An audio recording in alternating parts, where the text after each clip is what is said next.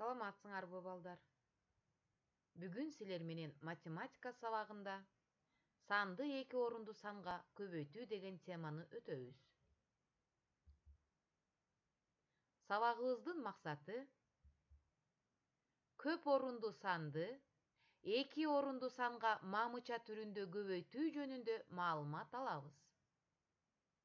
Аларды сүйлөп, айтып берүү менен бирге тиешелүү мисалдарды чыгарууда мамыча түрүндө жазып алып, бирдиктен баштап, башкача айтканда жазуу жүзүндө көбөйтүүнүн алгоритмин аткарабыз.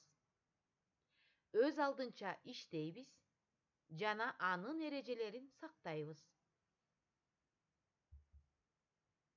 Эми балдар, 234-тү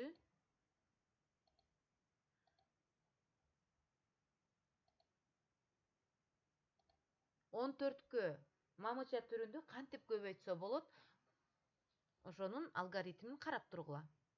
234-тү мамыча түрүндө көбөйтүш үчүн жазып алабыз мамыча түрүндө. Эми балдар карап тургула. Көбөйтүү амалы бирдиктен башталат. 234-тү 14-кө көбөйткөндө 14-түн ар бир разрядын 234 менен айрым-айрым көбөйтүп чыгабыз. Демек, азыр биз 14-түн 4-ü менен гана көбөйтөбүз. 4 бирдиги менен гана көбөйтөбүз. 4-тү 4-кө көбөйтсөк 16, 16-нын 6-сы жазылат, бири көңүлдө. 4 жерде 3 12, көңүлдөгү менен 13, 13-түн 3-ü жазылат, бири көңүлдө. 4 жерде 2 8, көңүлдөгү менен 9. Балдар, 936 саны бул бирдик менен көбөйткөндөгү жыйынтык. Башкача айтканда, биринчи толук эмес көбөйтүндү деп аталат. Биринчи толук эмес көбөйтүндү. Бирдик менен келип чыккан жыйынтыкты биринчи толук эмес көбөйтүндү деп атайбыз. Эми балдар, ондук менен көбөйтөбүз. Бир ондукту 234-түн ар бир разряд менен өз-өзүнчө көбөйтүп чыгабыз. Бирди 4 менен көбөйтөбүз. 4. Демек, ондук кайсы жерде турса, ошол ондуктун астына жазасыңар. Эч качан бирдике жазбайсыңар, анда эсебиңер жыйынтыгы туура эмес болуп калат. 1-ди 3-кө көбөйтсөңөр 3, ал уже жүздүктү көздөй жылып атат. Көрдүңөрбү балдар? 1-ди 2-ге көбөйтсөңөр 2. Бул балдар, ондук менен көбөйткөндөгү келип чыккан жыйынтык 234. Экинчи толук эмес көбөйтүндү деп аталат. Ондук менен көбөйткөндө балдар, экинчи толук эмес көбөйтүндү келип чыгат. Эми биринчи толук эмес көбөйтүндү менен экинчи толук эмес көбөйтүндүнү кошобуз. 6-нын астына сан жок, аны биз 0 деп элестетебиз. Демек, 6 өзү түшөт. 4-кө 3-тү кошсок 7. 9-га 3-тү кошсок 12, 2-си жазылат, бири көңүлдө. 2 көңүлдөгү менен 3. Демек, 234 менен 14-түн көбөйтүндүсү 3276 келип чыкты. Демек, мисалдарды мамыча түрүндө ушундай жол менен чыгарабыз.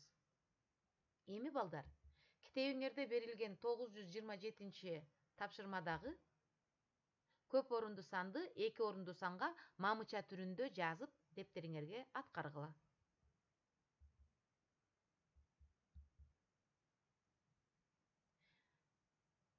Тогуз жүз жыйырма сегизинчи тапшырмадагы маселеге көңүлүңөрдү бурсаңар.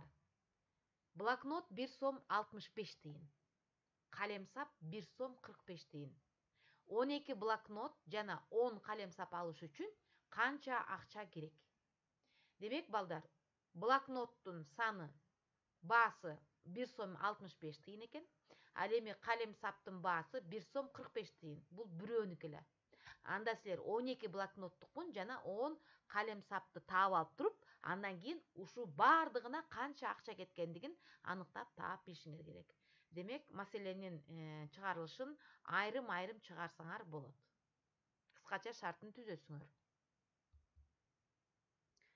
Геометриялык маселеге кезекти берелик. 929-чу тапшырма. Жактары 11 см жана 13 см болгон A, B, C, D тик бурчтугунун аянтын эсепте. Жактарын жана аянтын тамгалары менен белгилеп, кыскача шарттын түз дейт.